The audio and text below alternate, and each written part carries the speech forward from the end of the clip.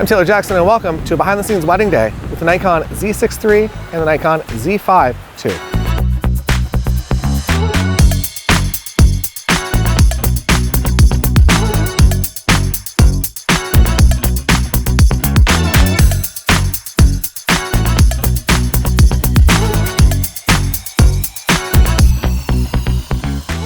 I'm wearing a hat today. My hat is inspired by the Arby's logo. We're here in a place in Ontario, Canada called Ancaster Mill. And it's one of those stick season days where we don't quite have greenery blooming yet, and we have a lot of sticks. And there's very few, oh no. And it's windy. It's kind of cold too. And it also could rain. So we might get all of the challenging elements today. We're gonna go behind the scenes for a real life wedding day. And I'm gonna show you how I do wedding. Actually, I had a title for this. I had a better title. What was it called? Everything you need to know about wedding photography. Right now, behind the scenes, real life wedding day, Nikon Z6iii, Nikon Z5 II. That's the hypest I'm gonna get all day. And I'm gonna go back to regular introvert level of intensity.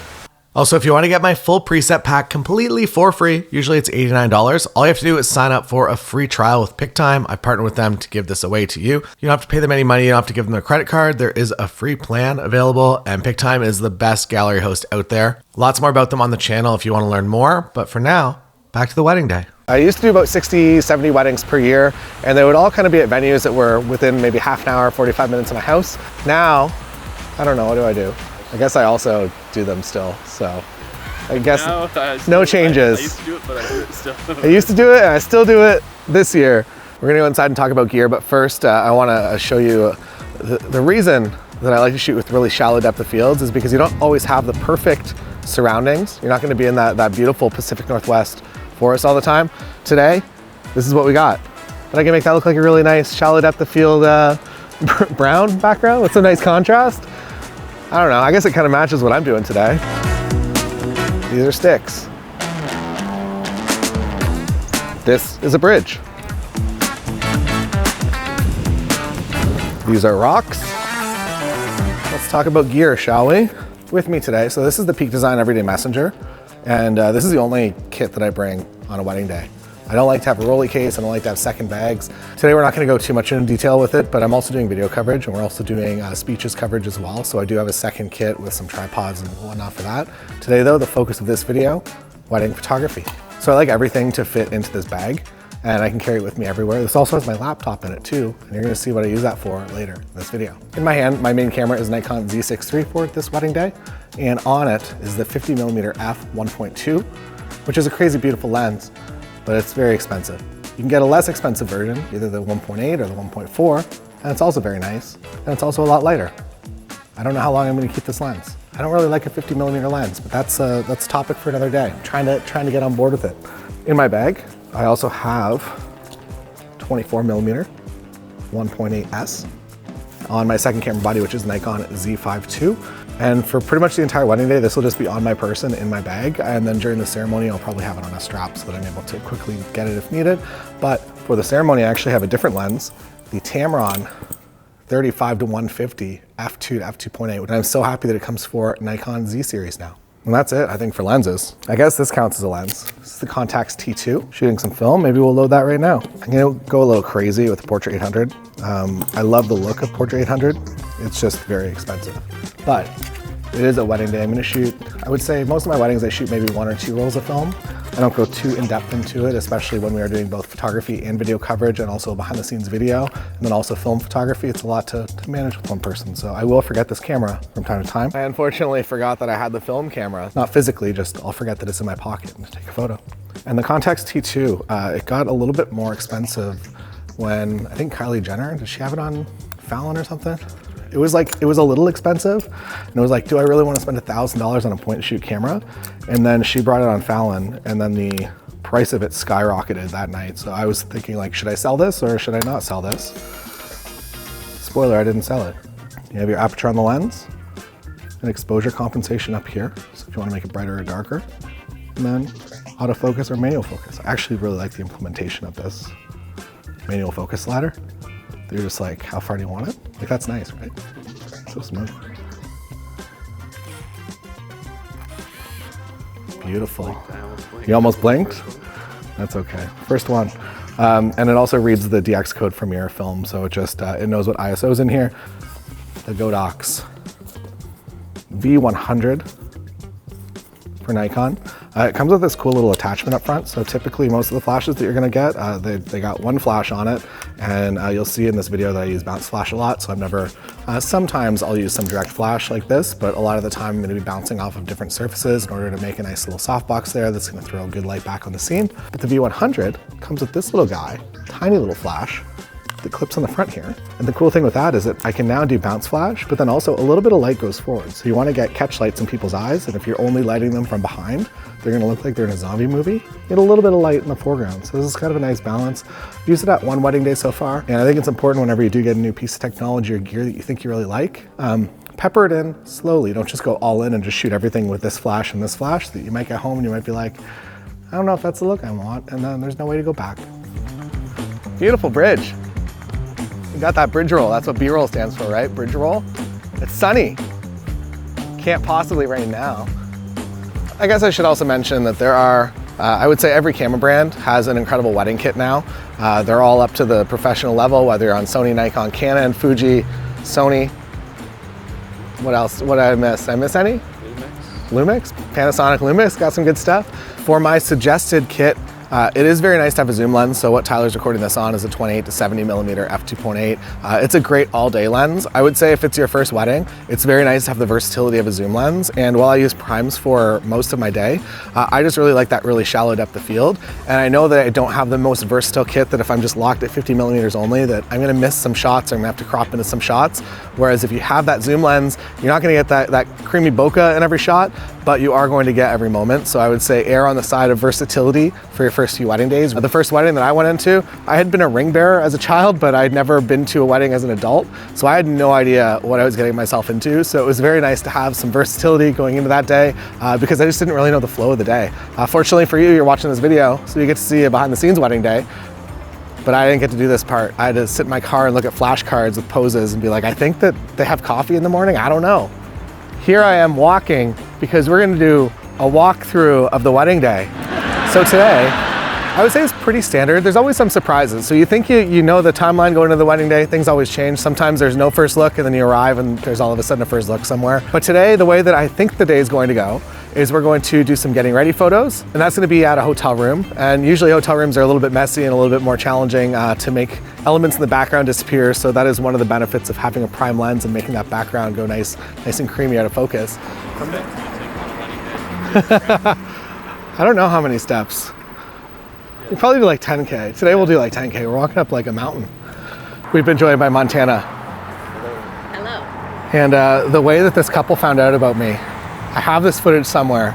So I was going into Langdon Hall for an engagement session, and the bride's mom was exiting the door, and she was like, "Oh, are you a photographer?" And I was like, "Yep."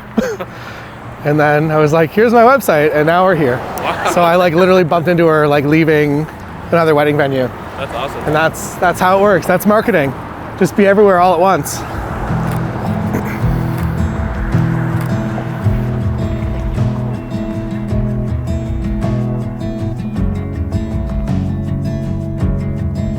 Hey, how are you? Good, how are you? Pretty good. We're early. We'll bug you eventually for a Bianca room, but Okay, no problem. that's beautiful. I'm gonna get that wrapped.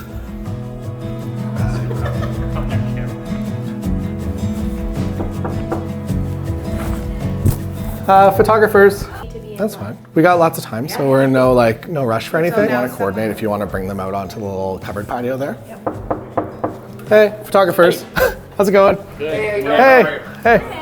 Oh, this is really nice light in here. Adam, Taylor, nice to meet you. Montana. And yeah, there's like no rush, so we got lots of time, so no stress.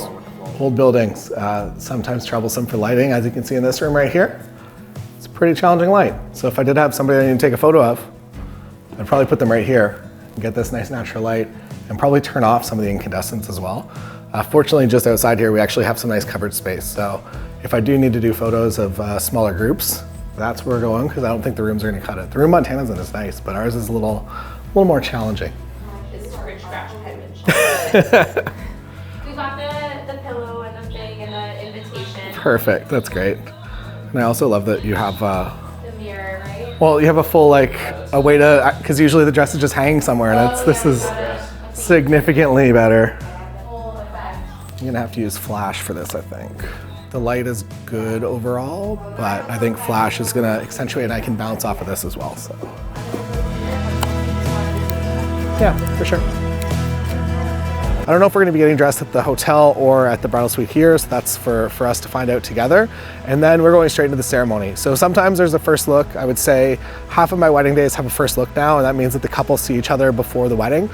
Usually it's to calm nerves, or if just logistically it's easier to get all the photos done, or if that's the couple's preference, if they wanna be part of cocktail hour and they don't wanna be out on a photo route during cocktails, and they wanna be with all their guests that they've invited. That's one of the reasons for the first look, and pretty much what it is.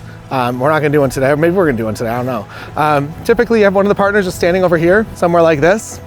You find them a nice scene, and the key for this is to put them in good light when they turn around, and then the other partner usually approaches from behind, and either they tap them on the shoulder or they stop a little bit short and say to turn around, and you turn around again into good light. So if the sun is here, don't have the person you're trying to photograph the reaction of just in hot sun, because it's gonna be uncomfortable for them in real life, and also it's not gonna photograph so well.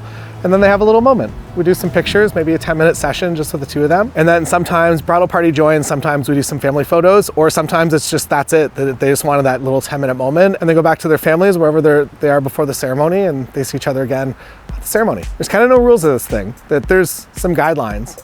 And also as the photographer, you can also guide. Once you've done a few weddings, it's like, okay, that doesn't really work, or maybe that doesn't work at this venue. And you're able to interject some things that, one, it kind of positions you as the expert, which is awesome. And hopefully we'll book you more weddings because of that. But then two, it also makes your day and also your final work a lot better.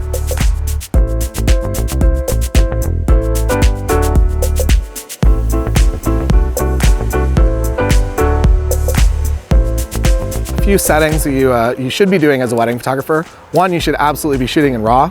If you do have a camera that shoots to 2 cards, make sure that it's shooting to both all the time. On Nikon, it's called backup. And that just means you have redundancy in your camera right here, that everything's gonna be shot to 2 cards. Other settings that I changed, so I'll shoot on manual all day. Aperture priority is also great.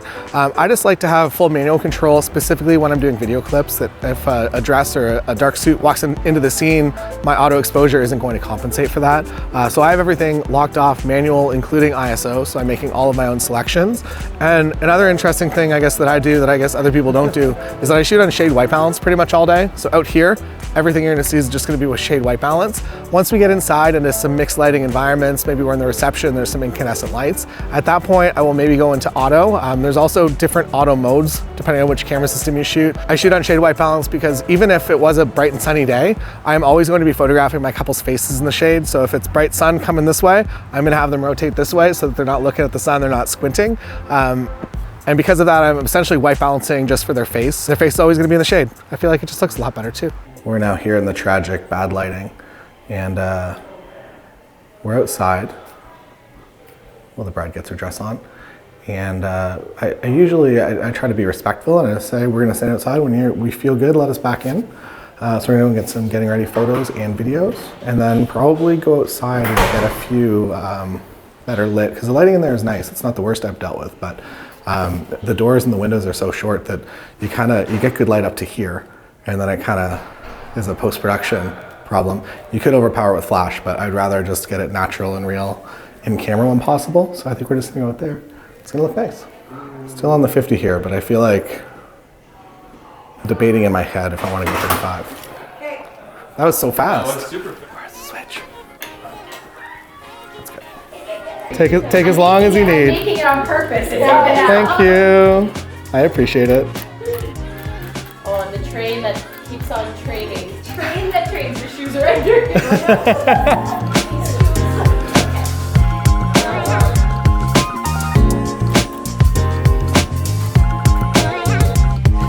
Don't cry. What's the matter with you, Summer? Your makeup is done. You're not crying. Hang on. Do you want me to open this to let a little? Yeah, let's get some air. Yeah. Oh, we should That's get a nice. picture there, yeah. We will for sure. Let's dry that really well. So right there, that picture I right know. here. If you want to take like 2 steps maybe this way here. Oh, and the wind too. Don't let the wind get too crazy with you. That looks awesome. I feel like I'm ready. I'm ready to go.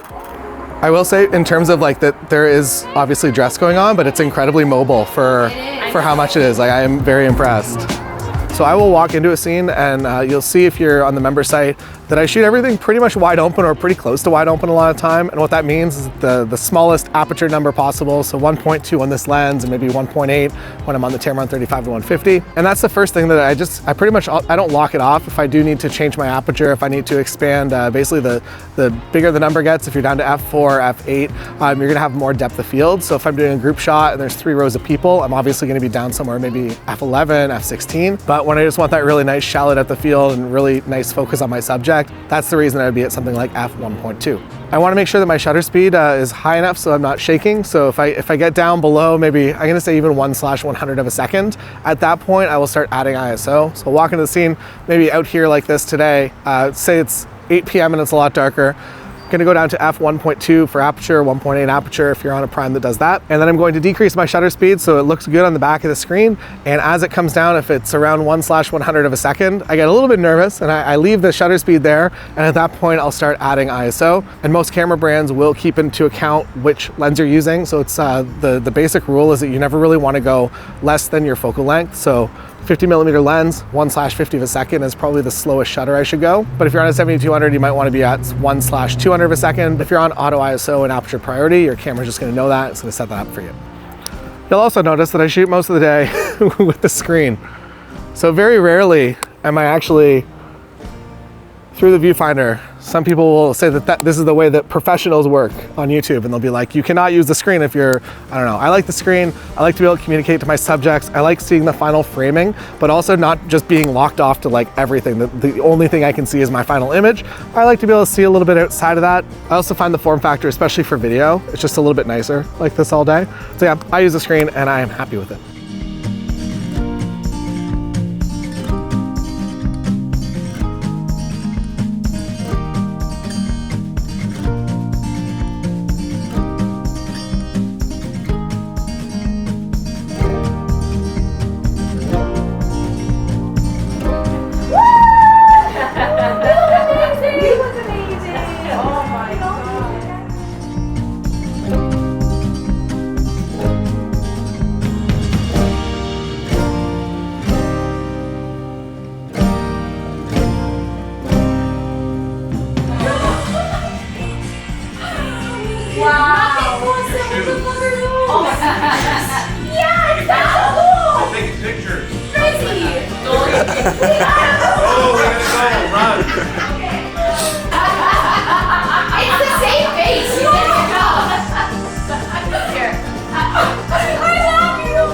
Into getting ready, I will be on this 50mm lens. A 35 or 50 prime is probably going to be a pretty good option for this part of the day. 24 to 70 is also going to be a great option. And I go into the room and I don't immediately start photographing all the people. I feel like that's a bit too much of a hard start. I'll go in, I'll ask for some details, and I'll start doing some photos of the details. We might do a flat lay, photos of the shoes. This also depends on the couple. That some of my couples are like, what am I gonna do with a shot of my dress? And if they're of that variety, I still will usually take that photo because like maybe a mom's gonna want it, but I won't focus too hard on the details and I'll focus a lot more on the people in that situation. So that is one of the reasons it's important to communicate with your couples prior to the wedding day so you're on the exact same page going in, or the best page you can be going into the wedding day, even though some things might change. If the light is, I would say if it's dimmer light, I'm fine to crank my ISO up a little bit and counter for that.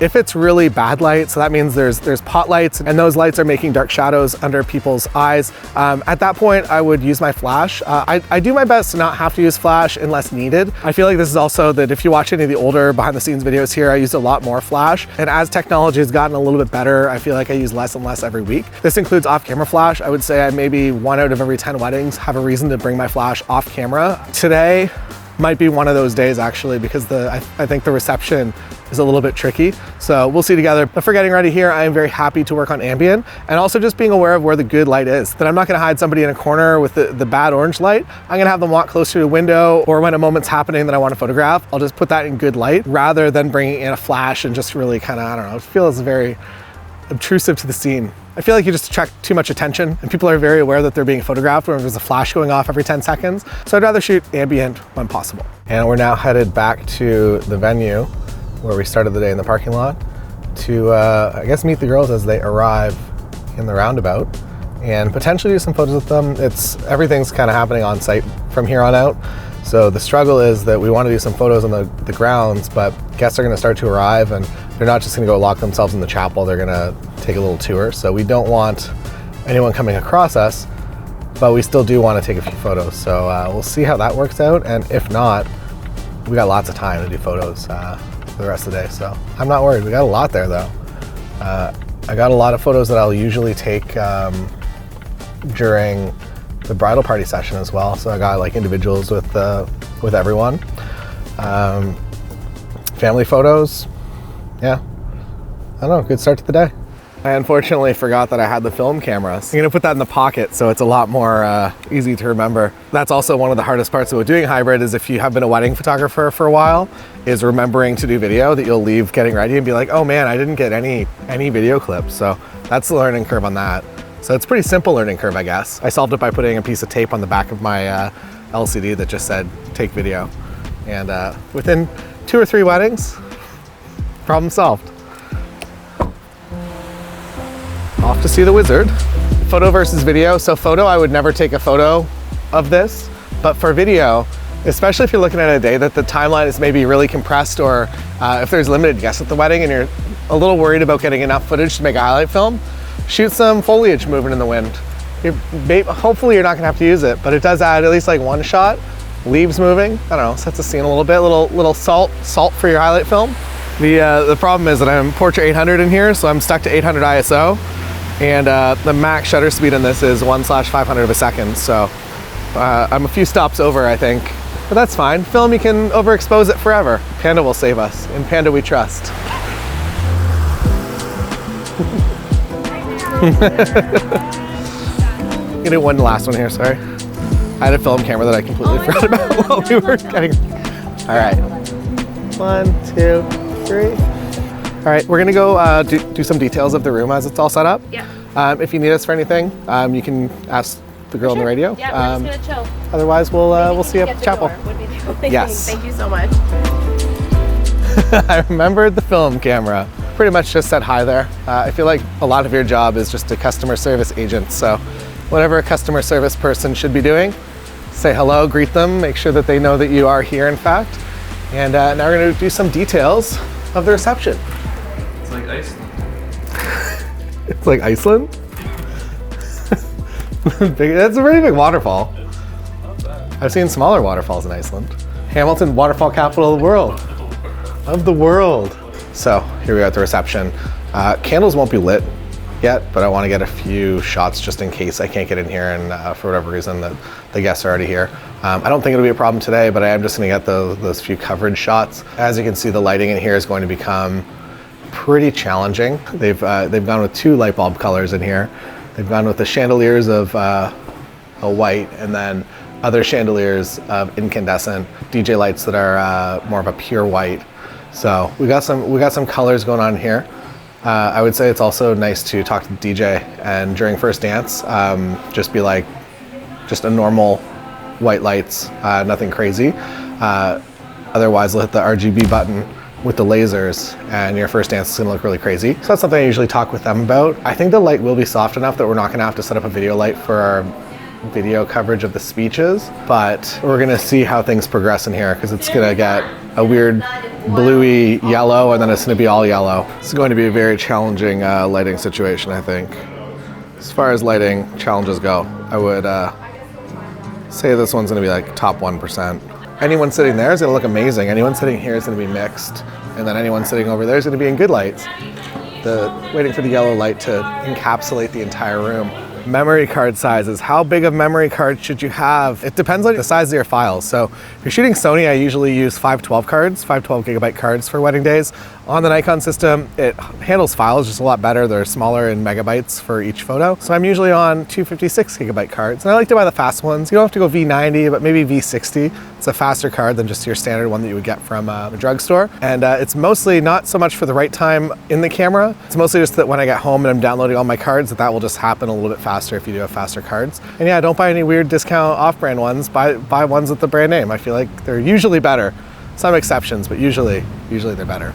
here at the ceremony, and they're setting up floral. Everybody's waiting to enter, so I have about 35 seconds to do some detail photos. It's gonna be real quick. I'm going to now switch to my 35 to 150 because that's my ceremony go-to, and I'm still on shade white balance in here, even though it is becoming a little too warm. Skin tone wise, I still want to make sure everybody looks good, and if I let it go auto white balance, I feel like it's gonna make the people look really blue, and it's gonna just not do the thing I want. So shade white balance, and as soon as candles are lit, I'm going to start the detail taking process. So after a potential first look, we're gonna go into the ceremony. For the ceremony, I will always be on that Tamron 35 to 150. It's an incredibly versatile lens. I used to be on a 70-200, which is more of a telephoto zoom lens for most ceremonies, and it's mostly because I just don't want to be in the way. I think that my overall approach to a wedding day is that I don't want to be in the way of guests, and especially family. Like, if I don't want to be standing directly in front of parents as they're looking at their human, as they're looking at their child getting married up there. If I can just be a few rows back or out on the side, I much prefer that. For speeches during the reception, I would rather be out of the way instead of just in the middle of the dance floor photographing a podium. So telephoto zoom lens, really, really helpful for that. Tamron 35 to 150 kind of replaced my need for both a 24 to 70 and also a 70-200, that it fits right in the middle. And I really do think it's one of the perfect lenses that have been made for weddings. And as guests start to arrive, I will usually just be on candid duty. The light in this chapel is really beautiful, and I know that the reception is going to be a lot harder. So I will do my best to get at least one candid of everyone that finds himself in good light throughout this part of the day, so that they are represented in that final gallery. It's kind of my overall goal to at least get 1 or 2 photos of most of the guests that are here. And when they're in good light, they're gonna look their best, so I do my best to photograph that, especially knowing what we're gonna get into in the reception. During the ceremony itself, so I will post up usually on the right side of the aisles. If you're looking down the aisle from the back, I guess that's the left side. So I'll be up there, and I do my best, again, to stay as small as possible and stay out of the way. So I'm not gonna be standing in front of someone at the front row blocking their view. And as people come down, I used to pretty much shoot everything in horizontal. I feel like now everything is vertical. The main use for a lot of these photos is gonna end up being social media, sadly or positively, depending on how you look at it. So I feel like there's just more use for vertical images today. As people get to the end of the aisle, I will typically focus on the next person coming down. But if I notice that there's some sort of interaction going, I'm just very aware. And I guess that's one of the other reasons it's good to shoot from your LCD, that you can be photographing here, but you can keep an eye out on what's going on behind you. And if there's something going on, you can quickly get that moment. And now once the bride, in this case, is down at the end of the aisle, I'll capture a few seconds at the end of the aisle. And then I do my best to quickly get back to the center of the aisle to get a photo with everyone standing. I feel like it's a lot more of an engaging shot when all the guests are standing. So I like to get that wider shot when possible. And I'll use a 35 at 35 in order to get all of that. But that's kind of one of the, so I'll get the photos and then just quickly get around. And before the officiant tells everyone to sit down, I do my best to get that shot.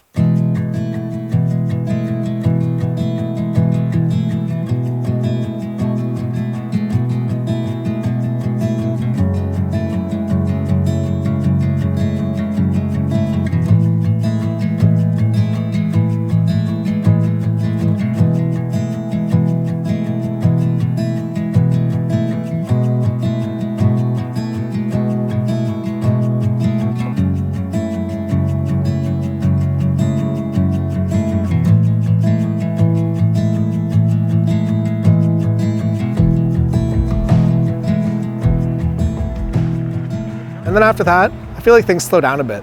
Usually, you probably have a 20-minute ceremony. You want to get a few reaction shots, maybe a laughing shot, maybe a more serious shot, maybe a crying shot during the ceremony of each of the partners, as well as some documentary images of everyone that's standing up for them and some candids of everyone in that front row. I also make a note at this point of everyone that's in that front row because they're the people that I'm going to focus a little bit more on throughout the wedding day.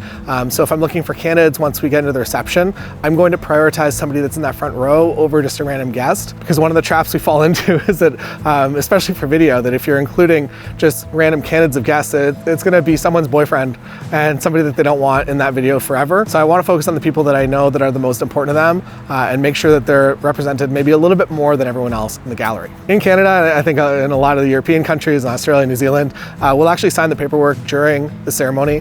So there's a moment for that. It depends on your officiant. Sometimes they want to set up a really cheesy shot and you can't really just say no to it when it's happening and you're in front of a bunch of people. So you get the shot and your couple's like, why are we doing this? This is so weird. You get that shot, you move on. And now it comes into the first kiss And you obviously have to capture that. If you're doing photo video coverage, maybe have your second person roll video on that. And there's usually a nice celebration at that point as well, before the couple walks down the aisle. 35 to 150 is amazing for couples walking down the aisle at you, because you can get those wide shots, those really environmental shots that really make it feel like you were there. But then also when they're too far away from you, you can still be at 150 and you can get close-ups of them.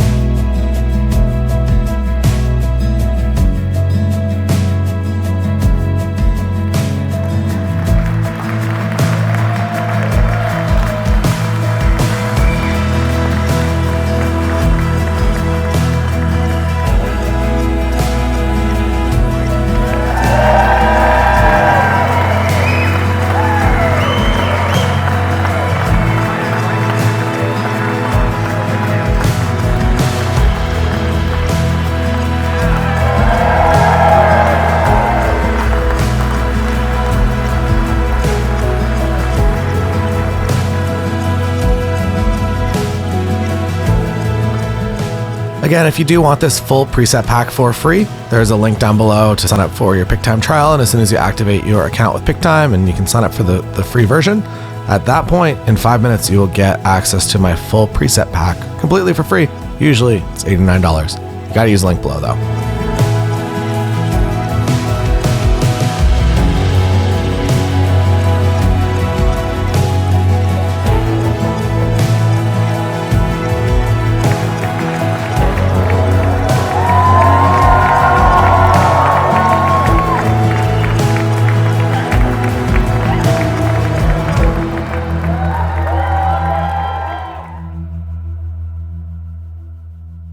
After that, we're probably gonna come back out here for some family photos. So everyone's, it's kind of the way that the logistics go here.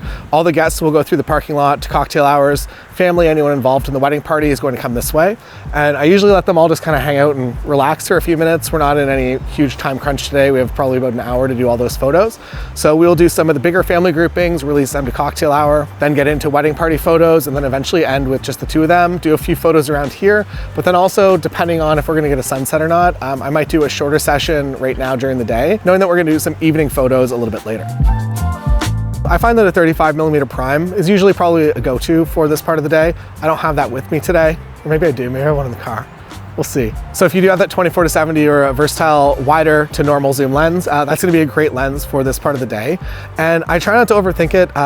For the most part, people have been to a wedding before and they know how to line themselves up. If people look lost, you can obviously step in. But I would say most of the time, if it's the couples in the middle, that family's just gonna gravitate to each side and they'll kind of figure it out. And if something looks weird, or two people that are the exact same height wearing the exact same color thing are together, maybe you're gonna want to move them around. But overall, I would say that I focus a little bit more on efficiency at this time of the day than making sure that every single family photo is the most perfect and creative thing possible, because I really do everybody just stands there. I'm not doing anything, I'm not doing any Leibowitz unless they want it, I'll do it. But I'm not doing any crazy setups for family photos. It's really just focused on efficiency and getting everyone back to cocktails. And smile at each other.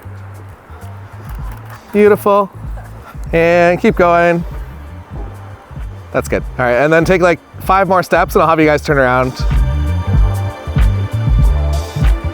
All right, if you want to turn around and come back towards me.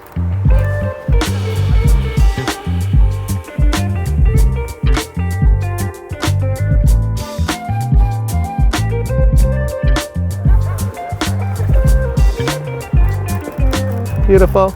That's awesome. And then if you just want to stop there, just arm around each other and just face me here, and you can just smile. This is the boring one that all the family will want. Perfect. And can I make you all take a tiny step that way? That's good there, just so you're centered. And as close together as you can get. And that's perfect. All right, looks good. And just pretend you're just really warm for a couple seconds here. So warm. Can't even believe how warm it is. All right, thank you. Thank you for being warm. Okay, should I switch out with Adam and do it boy with the girls? Or yeah, we'll do that, and then we'll just do a full wedding party after that. Adam. I think so. Guys. All right, everyone in for a full wedding party shot. We're all very excited. Yeah, no, that looks good. Everyone fits, I can see everyone. Life is good. All right, I'm gonna try a few with this camera here. So have a look here, pretend everything is really warm. Everything is And one more of this. My head is so cold, guys. You don't even know. All right, and just look this way here. And then do the candid, just look at each other and just smile about being cold for a second. Thank you. All right, perfect. That's great. For the wedding party photos, I feel like it's very similar to the family photos. And this is all, I would say, dependent on my couple. And some couples are gonna be really into photos. You're gonna go on a golf cart, you're gonna go into a forest somewhere, you can do a lot of photos with the bridal party. Other couples just want it very simple, like we just wanna remember the people who are here. So you get one photo of them all just smiling, facing the camera, and then you get one of them all interacting and laughing, and that's maybe all they want. And then I'll also make sure that I'll get individuals as well. So I'll get each partner with everyone on their side, individually or smaller groups. If they want to college together or something, I'll just do some smaller group shots based on that. And then they'll go back to cocktails and they say, thank you. Thank you, you were so efficient. We love you. You're our favorite photographer, because now we get to go to beer. And now we're left with the couple.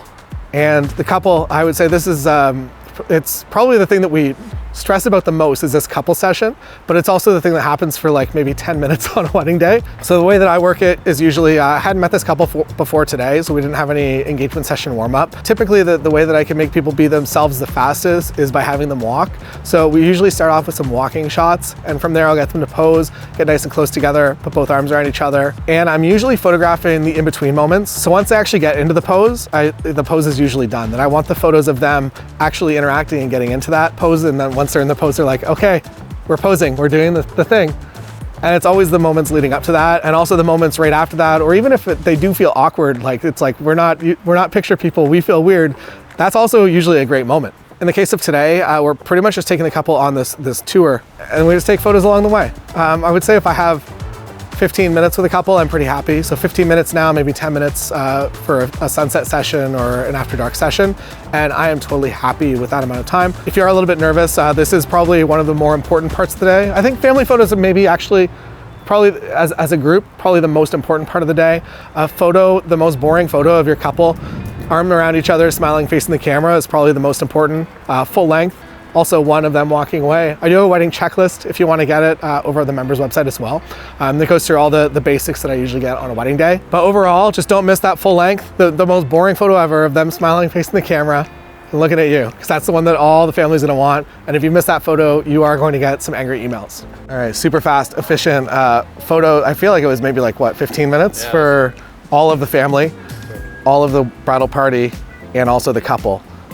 Maybe the fastest. It's helpful when the couple is also efficiency experts in this weird skill of getting family to stand in front of a camera real quick. But everything came together real quick. And now we're gonna go do some detail photos because the candles are all lit and no one is in the reception room. So it's kind of the perfect time. And then we're gonna head to cocktails and do some more candidates. Everything else, it's up to you. Depending on, I guess, how creative you want to get. So some of my friends are super creative photographers. I would put myself firmly in the middle, that I'm a lot more efficiency based than I am for creative. I think it also comes down to just timing as well, that I don't have an hour to do this photo shoot. So I'm gonna get the basics that I need, and then I'm gonna ask the couple, and if they're happy to go to cocktails, we're gonna go to cocktails at that point. If they're like, oh, we'd like a few more photos, or maybe there's another location that they wanted to go to, I am happy to kind of customize the experience to every single couple. And I feel like at the end of the day, you're kind of just a customer service person with a camera.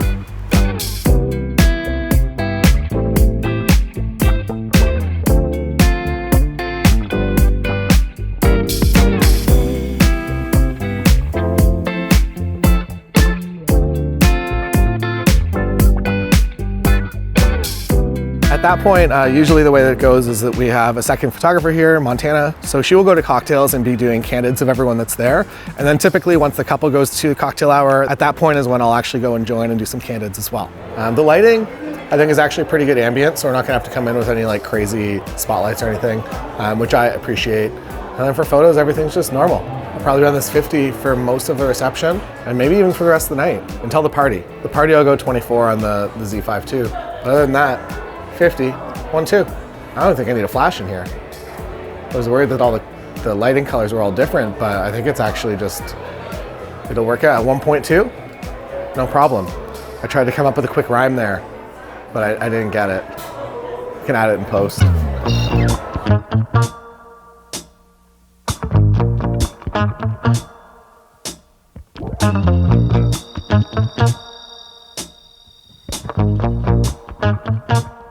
Now we're moving into the reception. So it usually starts with the cocktail hour candids. I'll spend a little bit of time there, depending on the situation. Sometimes it's just really hard to get good photos there. So you figure out what you can do. And if it's not going to be the strongest part of your day, your photography day, I think that's totally fine. And then the actual reception will start when the couple is introduced. I would say this is another pretty high pressure moment. Hopefully, in most cases, there's other people being introduced before them, so you can get your exposure, and if you're using flash, you can figure everything out before the couple comes in. Sometimes it's only the couple being introduced, and it's you just do the best you can and hope that if you screw anything up that your raw file can handle it in post. And then after that, sometimes we'll go into speeches. A lot of the time it'll just be a quick grace and everyone will sit down for dinner. The way that weddings flow are a little bit different from wedding to wedding. I would say most of my weddings that they'll do a couple of courses of dinner, and then maybe after mains they'll go into maybe 4 speeches kind of back to back. In the first meeting, maybe mention to your couples that if they fear that their family might talk a little bit longer than they would like and they're gonna push the dancing back because somebody's gonna do an hour-long speech, maybe give them rough guidelines, be like, everyone gets a 5-minute speech, and hopefully that will make that part of the day a little bit more efficient, because it's kind of the worst whenever you have if you're there for a 10-hour package and you can see that your timeline is getting pushed and pushed and pushed. I don't like to go up to my couples to be like, by the way, we're done now and you guys haven't had your speech or your first dance yet. Do you want to pay more money for me to stay? It's a really awkward conversation. So if you can sort all of that out before the wedding day, it's just a lot better. For reception, for dances, it all depends. So every reception space is a little bit different. If you can get in there and scout before the wedding day, or even just go online and see what it looks like, it will hopefully reveal some of the mysteries, whether you're going to need to bring in lighting, you can bring in consistent LED lighting, or you can do what we're doing today, which is just flash. There's a lot of different ways and also a lot of different creative ways for you to go about lighting a reception. And again, there's some guidelines. You got to make everyone look good, but there's no official rules how wedding photography has to be done. So whatever appeals to you stylistically, and when you're looking at images, you're like, that looks really nice. I think my couples would like that too. And also maybe what they booked you on. So don't just switch up your style. If they booked you on a portfolio and then all of a sudden you're like only off-camera flash guy. So stick true to what your couple hired you for, but also create something that you're proud of and that makes them look good as well.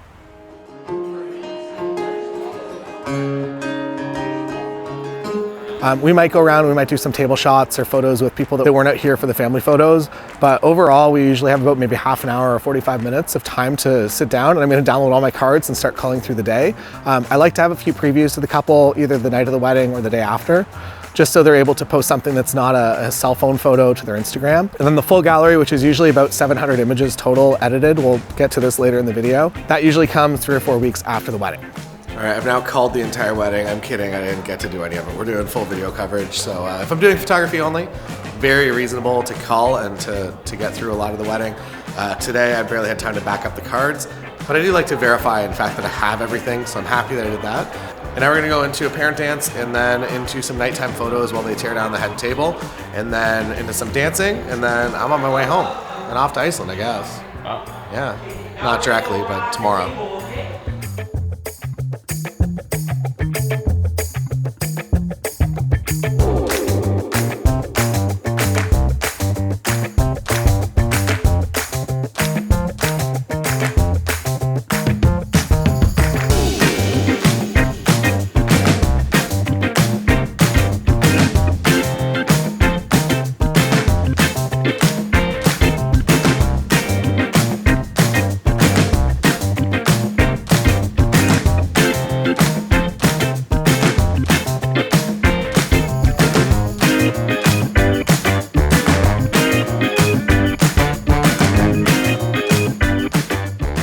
First dances, this 50mm lens will probably be quite good for pretty much the entire reception. It's 1.2 aperture, even a 1.8 aperture. The high ISO capabilities cameras are so good these days that as long as you have good quality of light, you can increase your camera's sensitivity to light, the ISO, to just basically just make it kind of look like daylight all the time if you want.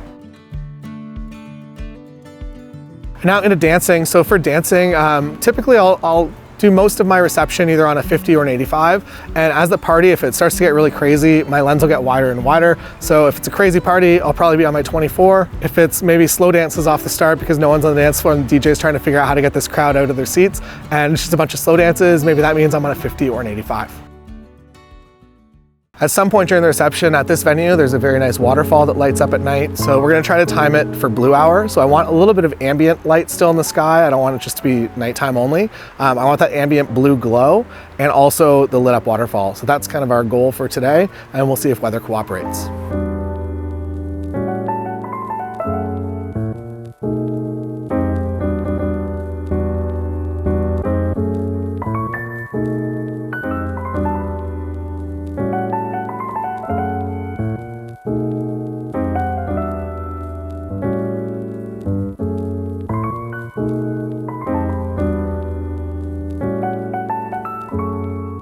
And the end of the night, it's always a little awkward because your couple is like, they're partying, they probably had some wine, they're having a good time, and you gotta like awkwardly break into the dance floor and be like, I guess you could also tell them in advance, like, by the way, I'm leaving at 10, like enjoy the rest of your night.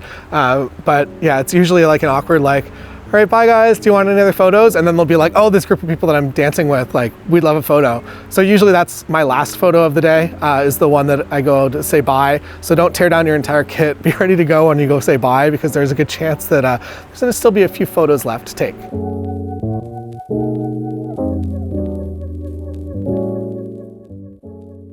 And now all your photos, edited, done, where do they go?